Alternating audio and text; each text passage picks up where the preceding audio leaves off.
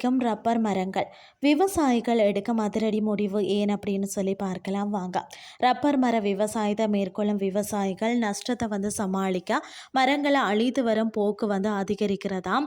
கேரளாவில் பார்த்தீங்கன்னா மலையோர பகுதிகளிலையும் தமிழ்நாட்டின் கன்னியாகுமரி மாவட்டத்திலையும் அதிக அளவிலான ரப்பர் தோட்டங்கள் காணப்படுகின்றது. இங்கு முக்கியமான விவசாயமாக ரப்பர் பால் எடுக்கும் செயல்பாடு கருதப்படுகிறதாம். தற்போது பார்த்தீங்கன்னா பணப்பயிரான ரப்பர் மரம் வளர்ப்பு பொருளாதார காரணங்களால் பின்னடைவை சந்தித்திருக்கிறதாம்.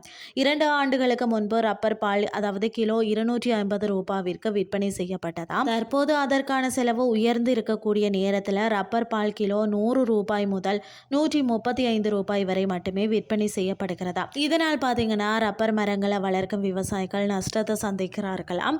இதனால் எப்போதும் இல்லாத வகையில் கடந்த 6 மாதங்களில் மட்டுமே 170 ஏக்கர் ரப்பர் மரங்கள் கன்னியாகுமரி மாவட்டத்தில் மட்டுமே அளிக்கப்பட்டிருக்கிறதா. மேலும் பார்த்தீங்கன்னா ஒரு டன் ரப்பர் மர கட்டைகளை 7,000 ரூபாவிற்கு விற்பனை செய்து வருமானம் ஈட்டுகிறார்களாம்.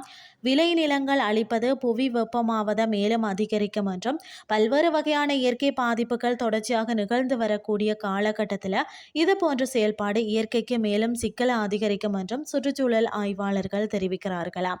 அதே சமயம் பார்த்தீங்கன்னா ரப்பர் விவசாயிகளின் நலனை பாதுகாக்கும் வகையிலேயும் கன்னியாகுமரி மாவட்ட ரப்பர் மர விவசாயிகளுக்கு அரசு மானியம் வழங்கணும் அப்படின்னு சொல்லியும் மேலும் வெளிநாடுகளில் இருந்து இறக்குமதி செய்யப்படக்கூடிய ரப்பருக்கு தடை விதிக்கணும் அப்படின்னு சொல்லியும் அதோடு ரப்பர் வணிகத்திற்கான வரியை குறைக்கணும்னு சொல்லியும் கோரிக்கை விடுத்திருக்கிறார்களா.